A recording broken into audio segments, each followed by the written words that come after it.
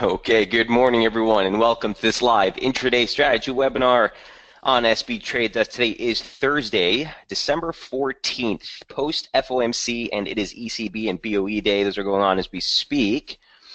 Um, good morning to everyone in the room. Iman, Mark, Pete, Tom, Iman saying hello, Mike. Thank you for remembering me yesterday in the Kiwi dollar setup regarding um, supports and resistance. Missed your live webinar yesterday, but I got it later, so on track with you. Right on, man. And certainly the Kiwi has continued to move in style, so we'll cover that. On the menu for today, on the aftermath of the FOMC, a welcomed move that we were looking for on the dollar pullback finally materializing here. We'll go over the DXY, Euro, Aussie, Dollar, Yen.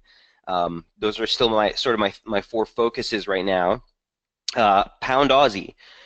Still continuing to probe into that support zone, and Euro-Oz also had a very interesting support zone. It's something I've been following on my own for a while, but I don't know if there's necessarily a trade there yet, but we're at a big region, so it's something I think we should be paying attention to. We'll cover the sterling, obviously. Got the BOE with a hold on interest rates earlier today. Gold finally reacting in the deep part of that support zone earlier on the FOMC announcement. And then Iman Kiwi will definitely hit that as well. Take a look at where we stand on that front. So if there are any setups that you didn't hear mentioned there, if you have any other questions or trade setups you want to review, as always, feel free to throw them on the message board at any point. So what happened yesterday? Well, we certainly got the pullback we were looking for. You might have seen I tweeted this both on SB Squawk and my Twitter handle. Here's the breakdown of what the dot pop looked like yesterday.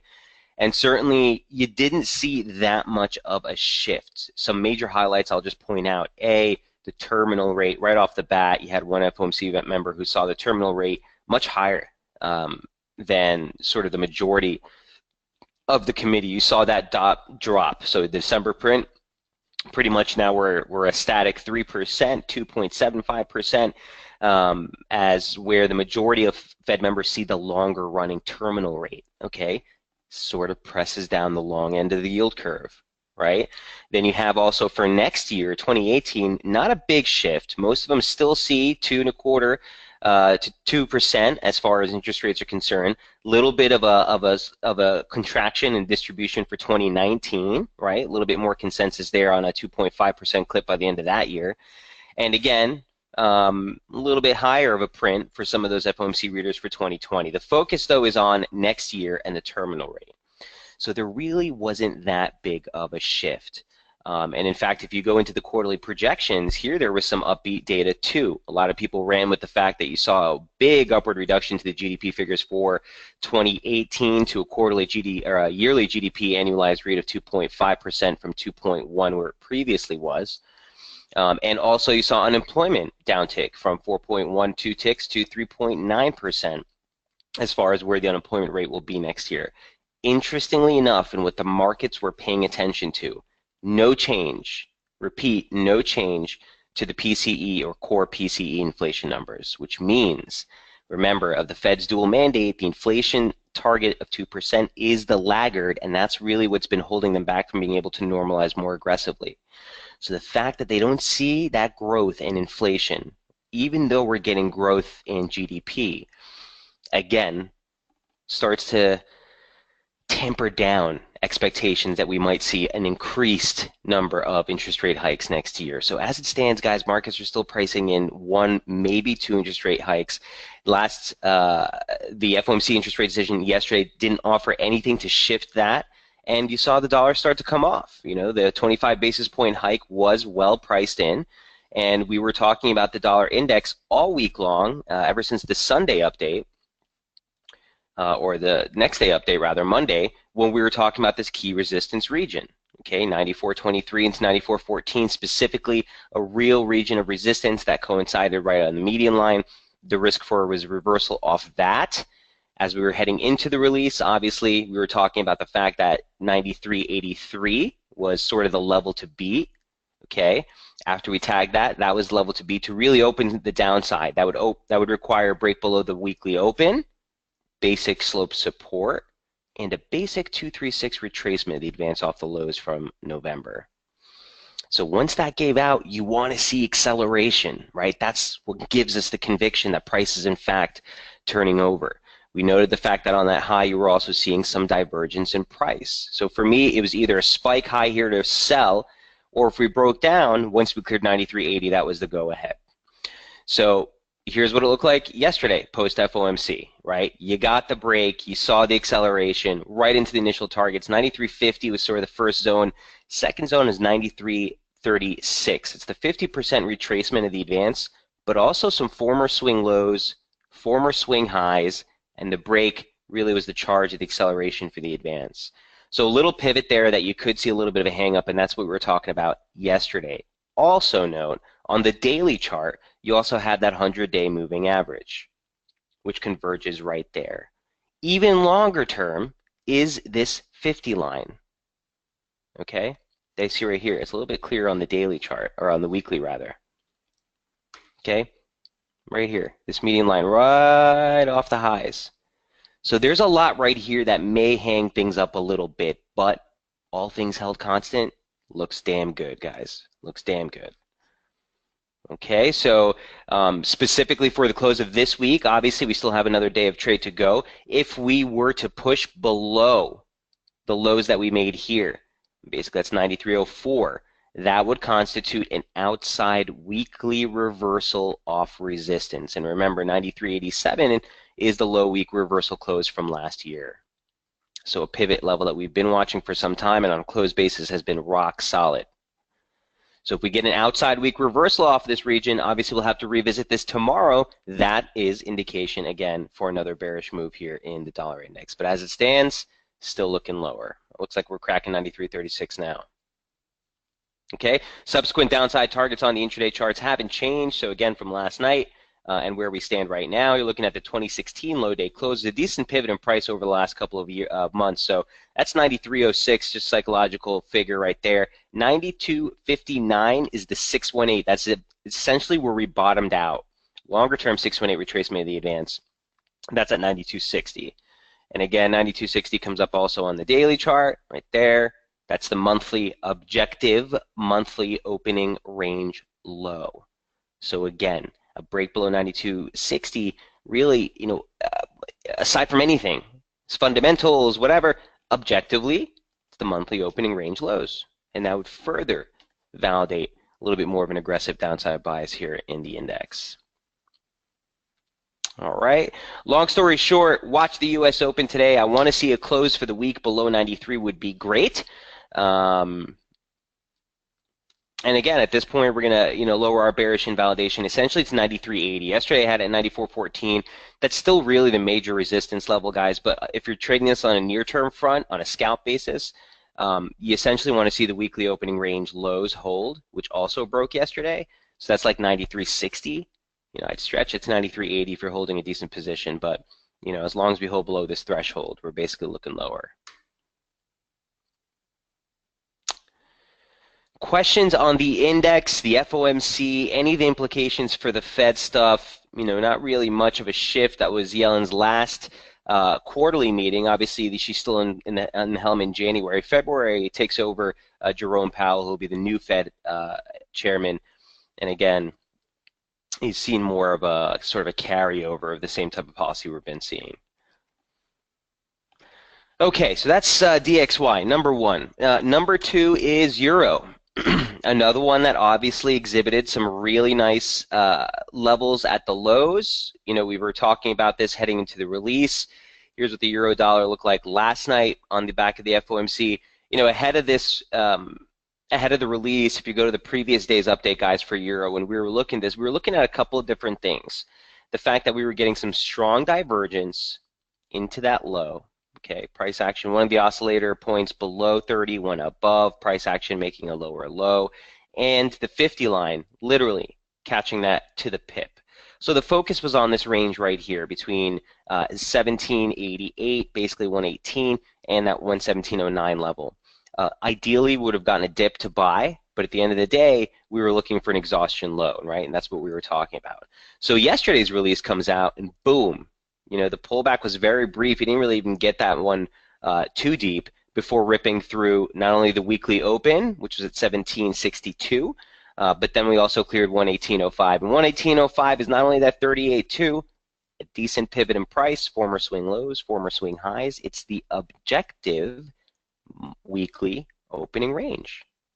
Again, shifts the focus to the upside. Initial targets right here at 118.46, and then 118.68 is the 618 of the entire decline. And if this near-term formation is in play, it's a little too early to rely too heavily on it. That converges on this region right here. So you can see that we just stretched, we just missed it on this last tag here. Here's the 120 looks like on Euro. So the initial support structure you would have wanted to see was 118. That was perfect. We didn't even get that low. 118.10 was the low here before pushing through. Again, if you had your limit here, guys, and you missed it, watch today's open for the U.S. trade session. I'd want to see another push above 118.46 to go for it. At this point, if it breaks below the median line, we've gotten more than enough plays, I think, to work with this. Obviously, the median line break saw acceleration. The 50 line was near-term resistance before the origin of the break. So it looks pretty decent as far as this formation is concerned. I'd stay constructive above the median line. If it breaks below that, you could see it drop lower back into the lower parallel. So we'd look to reset on that type of position. But on this stretch, a little disappointing that we didn't get quite in that 618. Still think you can get another run on it in U.S. trade today. But Euro looks good. Also, turning from a pretty big position. Look what we broke through yesterday. 100-day moving average, that longer baited 50 line, okay, which is a very decent pivot. High day reversal closed from last month on the 15th before the subsequent break saw acceleration on both sides. So a nice development here. Nice development here. The real big test is like up at 19, at 1898, this region right here. This is the real big test. It's the November high day close right here. It's the December open, so it's going to be two objective horizontal levels of technical significance you're going to want to pay attention to. And if we get through that, it's right up into 1977 again. We got to clear that region to really alleviate some of this downside pressure we've been working with. Okay, near-term support, let's keep it at 118.05, bullish invalidation, wherever the lower parallel is. Yesterday we had that at the weekly open. You want to bring that up a little bit as the parallel decays in time. So let's call it 1770 for now. Any questions on Euro? Still no change. Looks pretty darn good. And it's interesting because despite all the technicals and all the levels that we go over, guys, you still get people, well, not SB clients to be fair, but you still get guys on Twitter asking, well, they raised rates, how's the dollar falling? They raised their GDP forecast, how's the dollar falling? At the end of the day, the markets are primed and are in a specific condition. Barring any shift in the actual outlook for monetary policy, it's just repositioning on these releases, and that's all that's happening. Guys who have been long the dollar pricing in this hike are closing that position out. That cascade effect will cause some more pullbacks, and etc. So we always want to be, focused on what the condition of the market is, more so than, what is the reaction is because they raised rates. So it's kind of counterintuitive to a layman who's brand new to the market, but if you're paying attention to the technicals, if you're watching price action, played out exactly well. Dollar came off. You're seeing that rally in the Euro. So next up on tap, that was number 2, the Euro. Number 3, here's Aussie. This is the one I've been most involved in. I've been holding this trade since Friday. As I said yesterday, I closed out a third of it as we got into 76.30. 76.30 was a big region. Remember, that was the level of which we sat at for months before we finally broke. It was resistance, resistance, resistance. And you had the 50 line there for the current operative structure we've been working with here. So if we're going to get a pullback, that was the level. I didn't want to get too greedy on it. So I took a third of the trade off. We're still heavy on it. So still a hefty position. Bring your stop up at this point. Yesterday I brought it up to just below 75.80. And I actually have another third of the trade limited right here. Okay, we didn't quite clip it. Here's Aussie. Well, first of all, let me just show you again, the region of which why Aussie was so darn critical here. So we talked about 76.30. A reason why I took a little bit more of the trade there is because so much was lined up there. 618 retracement for the May advance, 38.2 retracement of the 2016 advance, 52-week moving average, all converging right there. So we sat on that for literally 3.5 weeks before breaking. Another 3 weeks of it as resistance. So on the way up, prudence pays, right? Took a little off the table, brought the stop up, leaving the rest on here, trying to get through 77. 749 is going to be the opening range high for the year that we broke. So we want to kind of clear that to put us back on the reconstructive side. But, everything here looks pretty darn good. A little probe below 40 in momentum, won't break the bank. Key support held like a charm. I like this trade a lot. I think we could have put in, now again, I might be putting my foot in my mouth later, but I think we may have put in a pretty significant low here. And if the weekly charts do end up the week above northbound of 76.30, that's further fuel on the fire. So I think Aussie's got something special going on here. The daily chart, again, there it is. We got an objective break of the monthly opening range highs now. We got to kind of clear above these levels on a closed basis, but it looks pretty good. The reason I'm looking up near 77, again, right up above there, you got that 200-day moving average. And then the 50 line for the broader formation we've been following off the yearly highs. Okay, and that kind of held as resistance just ahead there. So just ahead there is that 200-day moving average.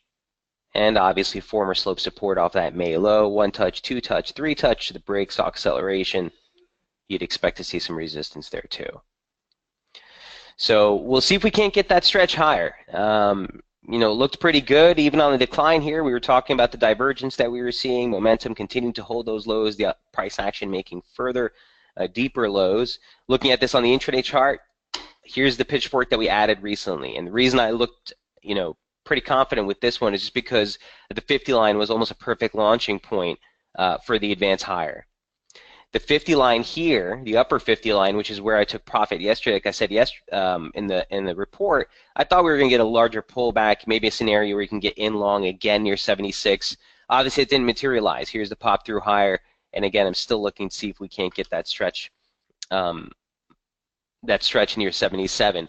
Near term, I'd be looking for support on this pullback right back into 76.30.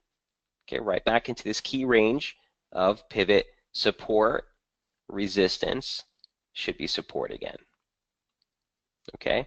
Yesterday I brought up bullish invalidation to 75.80. I'm still kind of comfortable leaving it there. To be quite honest with you guys, I'd want to see price, hold 76.30. If it breaks the median line, it might be trouble. It might be trouble. So I probably peel out of the position at that point, not even waiting for 75.80. But we got such a great entry on this, so kind of just holding on, see how far we can take it. Limits or stops rather at this point on the downside are still in the profit, so already locking in a good 70 pips, even if it breaks down from here. But 77 looks appealing still. And now that we made it above 76.30, I do want to see the downside kind of capped by that threshold right now. Favorite trade, my favorite trade for the whole shindig or yesterday rather. Any questions here on Aussie? You do have event risk coming up on Aussie next week, so maybe that'll shake things up a little bit more. But the level and time of which we turned is significant.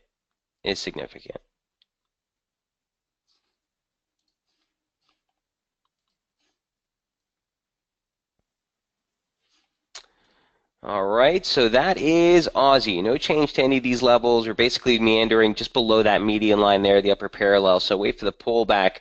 We want to stay constructive above 76.30. Watch that 77.90, or excuse me, 76.90, 77 region first, and then 77.40 break would be full-on reversal at that point. Next up on tap is the abomination, number 4. Here's dollar yen. Actually worked out pretty well also. This is one that we were tracking ahead of the FOMC. Ideally, I'll take you back to the previous update from the 10th here. Ideally, for dollar yen, we wanted to see a spike up into that 113.36 area. We've been talking about that. Um, Even to start the week, here's what it looked like before we opened on Sunday. We were looking at 1390 or 1430, both levels of interest for an exhaustion high, a pullback in dollar yen. We're looking for a dollar turnover. Dollar yen reacts strongly to U.S. data, as we always note. And it just looked primed for a pullback. So we never got the stretch to those levels, guys. It kind of meandered just ahead of 1390 and then just collapsed. This 1412 or 112.48 level rather got pulled up a little bit. I'll show you the most recent chart in a second. But just to show you where we were to open up the week. Looking at this from the daily chart, you also had a level here of interest on just basic slope. Okay, so if we took this parallel that we've been working with, this median line formation, when we took a parallel of that, it perfectly tagged the highs, extending off the September high. You clipped it again in October, and once more for the November high. If you take that same parallel and extend it off the October lows, we were running into that region as well. Not to mention 1430 is just a multi-month range high. Ever since the high we made in May, every advance has failed into that region. So on the advance here, you're basically looking for exhaustion before this region. The monthly open comes in at 1253, 1254. That's basically the level you need to break to get more of an objective downside bias. Key support, in my opinion, is still 1165, 1190, right here. You have the 100-day moving average. You have the 200-day moving average, the swing lows from October. A 38.2 brings it up into 1190, but a basic slope, again, if I work with that same parallel, also converges on that region. So that's really the big Bahama Mama, if you were, for the dollar yen. That breaks down, I think we get the full-on reversal. So we opened up the week saying it's vulnerable. We're looking for a little bit more of a near-term high. Here's what the intraday chart looks like. Okay, if you bring that 786 down to a 764 retracement, that still didn't even get clipped. Obviously, strong divergence here. Momentum making a lower high, the oscillator making or price action making a higher high in close basis. And then the breakdown there, look where we found support yesterday. 1253, again, the monthly open. A basic 38.2, now that we have conviction on a near-term high, comes in at 1264. It gives you a little padded region of support. That's still the level of focus that we're looking at for dollar yen. And that's what we highlighted last night. Okay, so we're still sitting at that support. To be quite frank with you guys, I wouldn't be surprised to see a little bit more give back here to the upside before it turns over. Look for 1306, 13 being initial resistance, former swing highs, a basic 236, okay, of the advance. That would be initial level you'd start to look for resistance, but the emphasis on this whole trade for us to validate a little bit more of a conviction reversal here in dollar yen would have to be a close below 1253. Okay, the objective monthly open.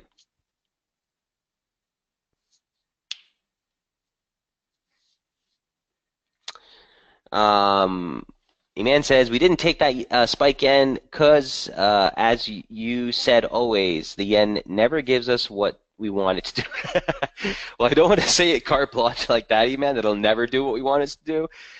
It's just notorious. I'm someone over the years, maybe I have a bias on this because early in my career, I lost hundreds and thousands, I would say, on this yen position.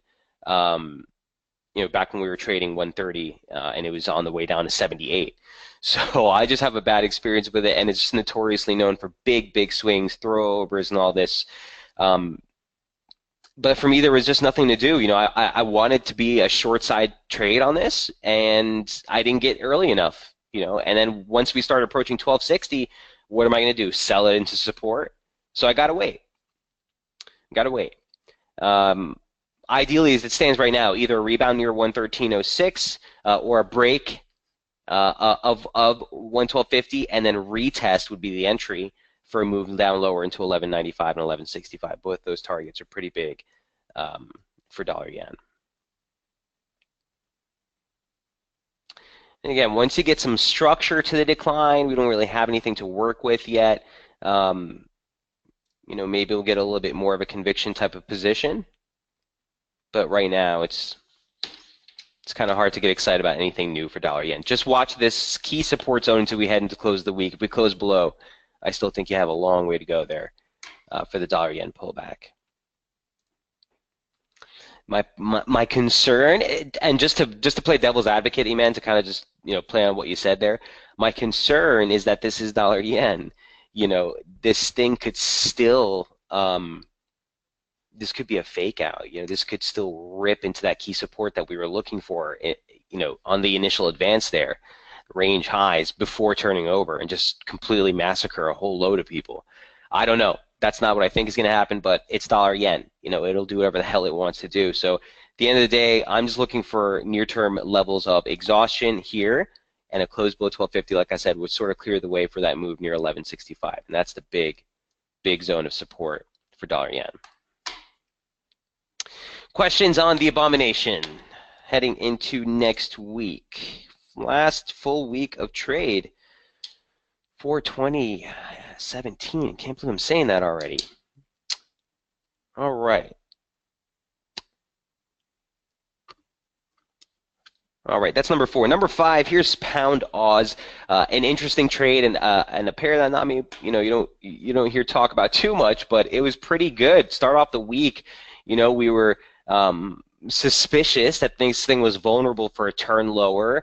On the open of the week, we had come off of a turn just ahead of that 180 handle, and it looked pretty vulnerable. The fact that we were liking the Aussie strength was further fuel to kind of give this thing the push down lower. So on the 11th, when we were first, looking at this trade, there's the turn. We basically were looking for a settled move down to 176, and then we've eventually found support right along that 50 line.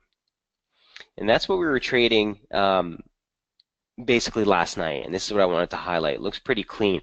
This newly added descending formation, once we got the break below 176.90, kind of cleared the way for the bigger decline, showed us a couple of different things. The median line was converging right there at the 50 line for the uptrend, and the upper parallel converged right there, that 77.90 level, and that's what we wanted to maintain as our near-term bearish invalidation level. So, I was expecting a bounce here. I even said that yesterday. Look for a near-term rebound here, basically. You got it, an overnight trade. Didn't last too long, though. Here's what Pound Oz looks like now. We're essentially reversed right back. Here it is. So we got the bounce. Okay, came off from 175 all the way up into 175.80, 80 pips to the upside, but we kind of held the range highs. And here we are slamming right back into the lows. So the levels all remain unchanged. Once we break here, the big level of support that I'm looking for is 73.45, 73.50 on the downside. November open, 50% retracement, former swing highs and former swing lows all converge on the lower parallel right there. So levels are pretty clean.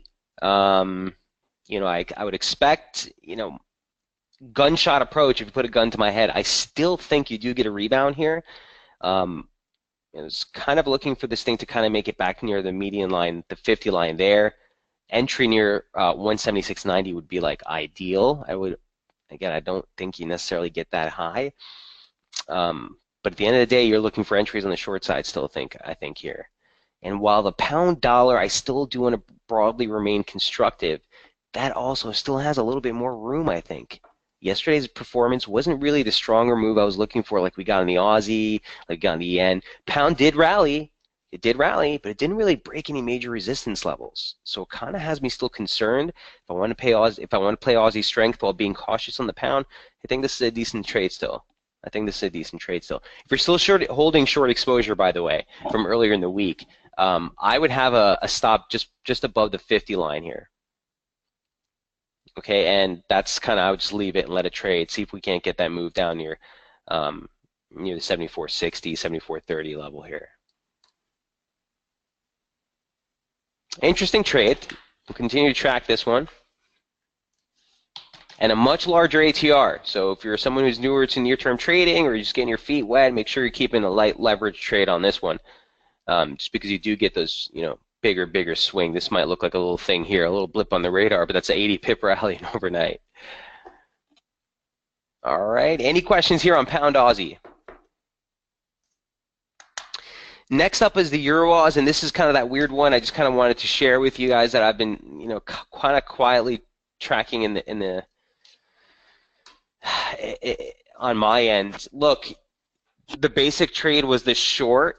I highlighted yesterday that we were coming into a support zone, and I don't think there's necessarily a trade from here. I'm not holding anything anymore. 54, 55 was kind of my limit, and I was actually looking for a turn here. Okay, I was looking for a turn higher. Near-term resistance we highlighted yesterday was 55.19. That actually held to the pip. We rallied right into it and pulled right back. Here's what Euro Auss looked like yesterday. Again, I'll take you back to the weekly charts on this one, kind of just walk you through the thought process. We broke out of a major or longer-term trendline resistance extending off the highs from 2015. Boom, boom. We even tagged it, pulled off, and there's the break. We're in a larger ascending median line formation. We've been following this from the 2012 and 2011 lows. And the break above 52.25 is pretty big. I mean, this is a pretty big move here, right? So the top side, 54, 54, 55, nice 618 extension off the lows, 618 retracement off the highs. Big, big level. We roared through it. That's near-term support. And that's the support level we're checking right now. Broader bullish in Val. So the level that would put me straight bearish is still 52.26. So I'm not holding shorts anymore because I just thought this was a nice blip from here. And actually, I'm looking for support here to mark continuation for the way up. Aussie strength we've been liking. And you still could get some Aussie strength. So I'm still thinking that you could get a probe lower before you turn. But long and short of the story is you're at risk here. Look at the weekly chart. Weekly momentum trigger looks pretty precarious there. So watch the weekly close. Take it back to a daily chart. You see something very interesting as well. Here's an ascending median line formation just from the lows that we made last year and this year. Topside break of the upper parallel. There it is as support, former resistance. Again, that 618 convergence, former swing highs. So if we break down from there, again, that 52.26 level actually coincides just below. We have 51.97, okay? And this is an objective measured move of a possible head and shoulders break. That would be the objective targeted move. So I just wanted to highlight the critical nature of 54 heading into the close of the week is paramount here in Euro Aussie. If we see a downside break, expect to see a bigger spill targeting 52.20, the 52 handle. Okay, if this holds as resistance, all things held equal, we're still in an uptrend. We're still in an uptrend. So the market has obviously already given us a near-term trigger break here on the daily chart. That has materialized here with a 4-day decline already. So I wouldn't necessarily use this for new justification for a downside trend, but 40 level is not too far off. So if we don't find support here, I would expect to find support here. Okay, so near-term chart looks like this. Even on the near-term chart, you had basic slope for the downtrend. Here's just a newly formed descending median line formation. You didn't get really much play on the median line itself, but a parallel of the slope basically capped this advance. A parallel of that slope extending off the lows also highlighted this region yesterday. So now that we're dilly-dallying, above, back below, I don't want to stress this. I'm going to remove it here just for the sake of clarity and really just highlight this 54, 54, 55 level is pretty huge.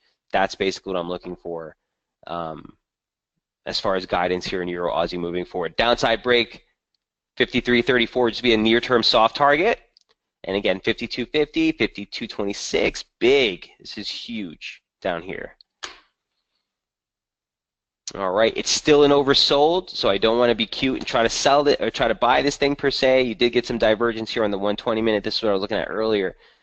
Still didn't have enough guts to pull along here. There's just not enough. There's just not enough evidence, guys, to try to fight it yet. But Euro Auss is huge.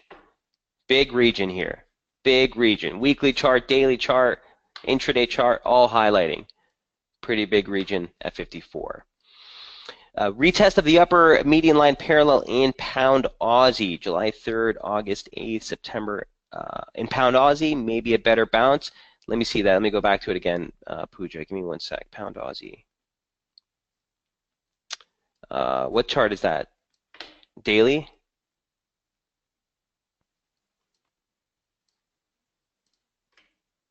240.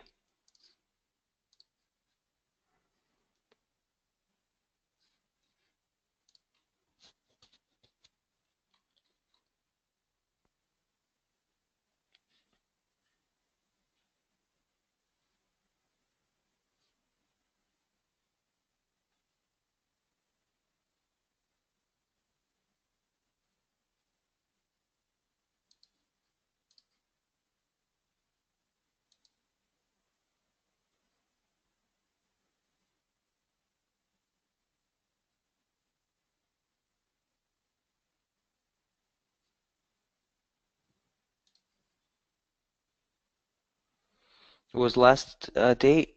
September 8th? Yeah, so you're looking at this.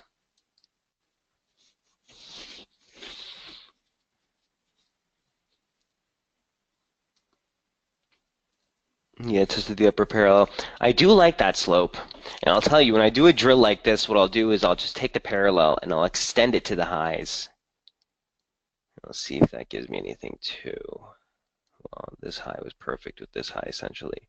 Yeah, that's not a bad slope. Um, Pooja, I wouldn't be all that against it. And it does further highlight 75 as near-term support, right? So yeah, maybe you do get a bounce. Maybe you do get a bounce. Further evidence. I'm going to remove it just for the sake of clarity here, but I think you're on the right track there. I'd be looking at that too. Either way, it's at downslope support, Fibonacci support, swing lows. This is why I couldn't get excited yesterday about doing anything on the short side, even though I still think it goes lower. Um, I just couldn't do anything into a major support here. So yeah, it's either a break and retest of this to move lower, or if we do see a rally towards the 50 line specifically, a 76.90 stop would be a pretty decent move again to try to see that downside move. Not bad, Pooja. Thanks for bringing that up. Not bad at all. Okay, so that's Euro, Aussie, and Pound Aussie. Any question on either of those? Let's take a quick segue on Pound Dollar. Again, on the back of the BOE, not really much of a shift in anything as far as outlook is concerned. Here's the problem. You know, yesterday we pushed right into the objective weekly opening range highs, and then we failed. And that's where we closed yesterday in U.S. trade. So you might not have seen an update on the intraday charts because I just didn't really have anything intraday to put up on this. Try to getting, you know, to try to get in long on this yesterday after that move, I think was a fool's errand. You could have squeezed out a little bit more, but even on this pullback here, where's your stop to try to take it long? Where? You know what I mean? Um, if we see a little bit more of a concerted hold and turn here, great.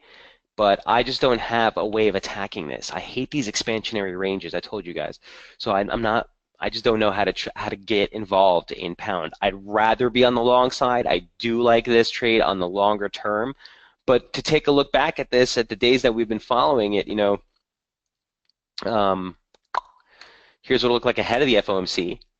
And, you know, on every chart that you looked at, there looked like there was room for a little bit more of a dribble lower um, before it turns. So it just so happens that it did hold 33, 32, and we did move higher. The game plan from here is still kind of foggy in my mind. Remember, pound dollar on whole is a super still constructive trade. You know, there's nothing to really turn us bearish until or unless we break this lower parallel. We've been bumping up against a high week, you know, close for the year. That's 134.94. We've been unable to clear that level. Again, the high week close reversal from last year, 136.75. That's to mark continuation. So it could be a little bit more of sideways action. You know, you're not really getting much of a momentum boost. It's kind of been tired for the last couple of weeks. But for me, it's just picking and choosing your entries on the long side here in pound, guys. So be picky. It's worth it. You know, ideally here, the entry was anywhere, you know, in the realm of 33.40 and below. Hindsight's always 20/20. Still constructive. Still constructive. The question is, how do you play it from here?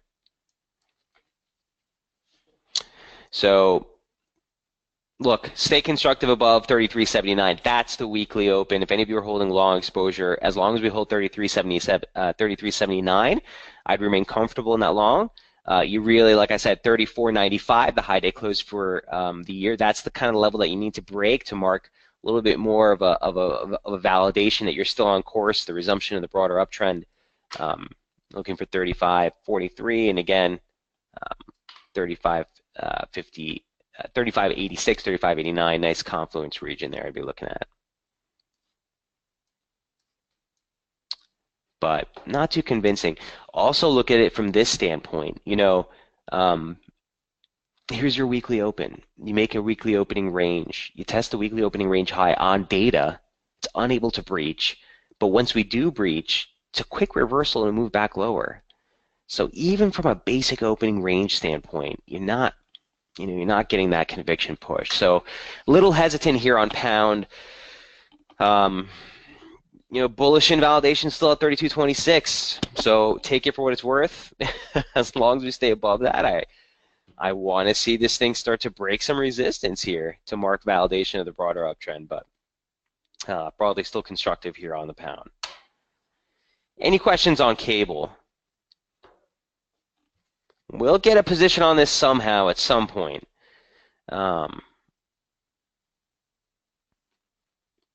Just needs to clear this yucky range here. Maybe give us some structure for the advance. All right. That's pound. Number 7. Number 8. Yesterday you advised to jump in long Kiwi upon a pullback at 69.54. Still, that level is appropriate to take a long position in Kiwi, or is there any update, please, for long exposure? So you took the words out of my mouth. Kiwi's up on tap next. Man, here's what Kiwi looks like. So to take a new one from this point forward, what level did I say yesterday? You saw 69.54. So I've adjusted the levels just a tad here. Let me show you what I'm looking at here. I don't really, what's the word I want to say to you guys? I'm not a big fan of chasing the trade at the end of the week. That's the problem.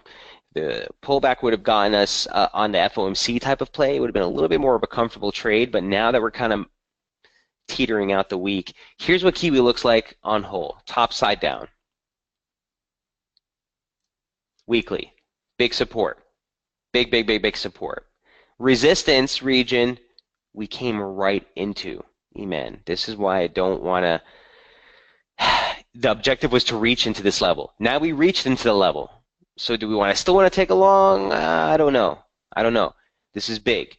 70 into 70.43 was the weekly region of resistance that we've been talking about the last couple of weeks. It's our near-term bearish invalidation level for the broader breakdown. Remember, this was a basic 3-point trigger break that shifted the focus lower, but we talked about the fact that even though that shifts the focus lower, there's the yearly opening range lows. There's the 2016 open. There's the low day close. So we came into that region, we dribbled. Remember the fake out back here in November? We thought everything was going to fall apart. We quickly reversed. We started this week saying, things don't look right, expect the bounce. We got the bounce, but amen, this is the resistance region of which we were looking to target. It's there, and it's coming up, and it's coming off, rather. So at that point, I want to curb my appetite for the long side. So I wouldn't necessarily say I'm still kind of bullish from here at this level, amen. Know that 70.43 level is pretty big, okay? That converges again on former slope support. A breach above this, you'd start to think that there's a much bigger recovery at hand. But as it stands right now, that's a big resistance for me. So the pullback, or let me take this back. The near-term approach, here's what it looks like. Consolidation break that we've been looking at since early in the week. When was the last Kiwi update?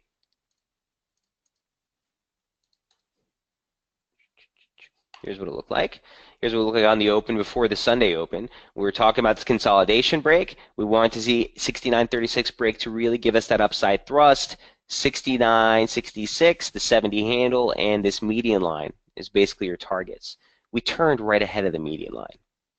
Okay, but the top side of that median line is the 70.40 range that we looked at on the weekly charts right here. So we came right into the heart of that resistance zone and pulled back. That's why, for me, I'm a little more hesitant. Now, obviously, on the swing side of trades, we're still looking for a little bit more of a stretch. But for me, 69.66 would still be a level I'd be looking at, amen. if we find some support here, if you see divergence in momentum, you get a trigger break, sure, it might be worth a stab against that stop. But even if this thing recovers all the way down to 69.19, I don't think it's outside the realm of possibility.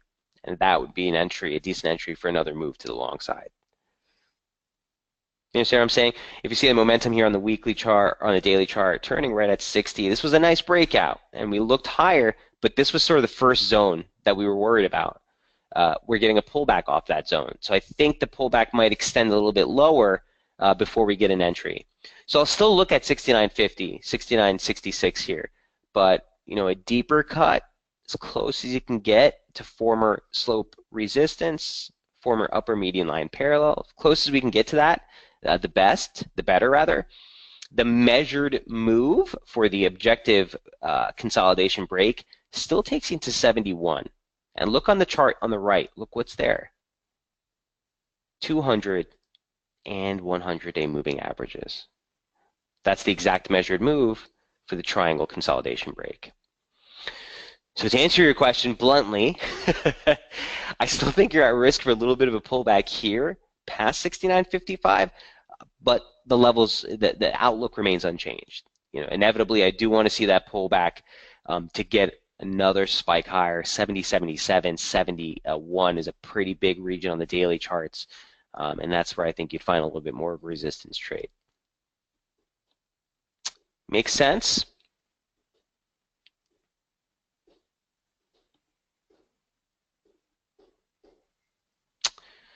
That is Kiwi. Eman says, thank you. You always taught us to be patient. Thanks. We'll keep an eye on if reaction through. I'm not skillful. No, you'll get it. It's all practice, Eman. It's all just identifying these levels and not getting carried away with the move. A lot of times you get FOMO. You want to be in the move, right? Like I would have been pissed yesterday if I wasn't in Aussie and it ripped because we've been watching that 75 region of support for nearly 3 months. Kiwi's a little bit different of an animal. We didn't actually get bullish on Kiwi till recently. It looked like it was actually going to collapse below 68.30, but the beginning of the month, the fact that that is also the monthly opening range lows now, once we cleared the upside break, it kind of changed everything. So I do think you get a pullback here in Kiwi, but ultimately still looking for a little bit more of a stretch higher. And if this is an objective break of the monthly opening range, again, you would expect to see that late month high in price action. So that is Kiwi dollar number 8. Number 9, as we wrap up the session here, guys, gold is a trade that we highlighted also back here earlier in the week. Here's what gold looked like.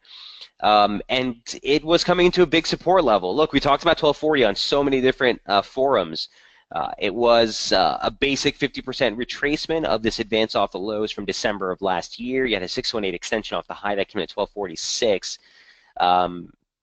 Just a big region, really, really important. You also had the 50 line for the broader, this is on the weekly charts, right? The broader ascending median line formation. 50 line was support, again converging just below that region. So the gold trade was certainly at a critical juncture, very similar to what we were looking at with Aussie to start the week, right? Starting the week right at key support with major event risk on tap, you look for that burst in volatility to give you a tell. Now, we're not out of the woods yet, okay? And certainly on Tuesday, we were talking about look for support at 1240. That's where a decent position for a long in gold would be. But we're not out of the woods yet, like I said. We probed just below. We're moving higher. It looks like we're going to end up at a reversal week if we close northbound of this region. Note the 52-week moving average right there. I want to see us close above. We kind of need to clear 1279, 1295 to get in the clear again. Okay.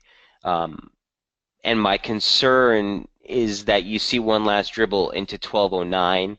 Big region. This is 100% extension, so if this is just a correctionary move off the high, 2 equal legs down would still take you down into 1209. It's the 100% extension off the high, and the 618 retracement off the low. You guys know I love those confluences. Those are usually my best plays. A 618 off the high or a low and a 100% extension off either end, those tend to be huge pivots in price. Add to that you have this swing low from back here in July and basic slope resistance off the 2016 highs, former resistance support. So I get concerned. I get concerned. Momentum is exactly where you'd want to see it turn. Okay, if this is still within the confines of a broader uptrend. So it looks decent from here. I just don't want to get excited until we clear 1279 to the upside. 1295 specifically would be the conviction break. So for me, a little more hesitant. You could drop into this region. I still think it would be a buy, but you're at support. And the emphasis right now on this upswing is if we clear this near-term downtrend, basically the reversal day close here, you'd look for a little bit more of an extended move higher. That's the weekly chart, okay, highlighting the bigger picture for what we're looking at here in gold. Daily chart looks like this. This was a big, big, big pivot zone, 1263 and 1267. We've been talking about it ever since August. We breached to the upside with support, with support, with support. Here's the break. That's the level, again, near term, that we would need to clear just to alleviate, wouldn't even put you bullish, it would just alleviate the downside pressure. Okay, basic trendline support off the December lows, that broke, that's there. 200-day moving average is there. Former swing lows is there. Okay, so 1263, 1267, critical resistance. 1240 right now, critical support. You know what to do. If a 1240 break happens, you're basically straight shot to 1209, 1204. This is the critical region and our broader bullish inval. If this breaks, the entire picture for the gold broader constructive structure could really fall apart. So right now I'm looking for a stretch on this rally into 1263, 1267. I'll look for a reaction there. But just know this is a sort of key near-term zone, and this is the zone that we were talking about since the start of the week. Here's what it looks like on the intraday charts on the 240. And here's what it looked like earlier in the week. There's your daily chart. Key support. Watch out, guys. Here's the intraday chart. Watch out. We want to look for support above 1240. You got one last dribble yesterday. Boom.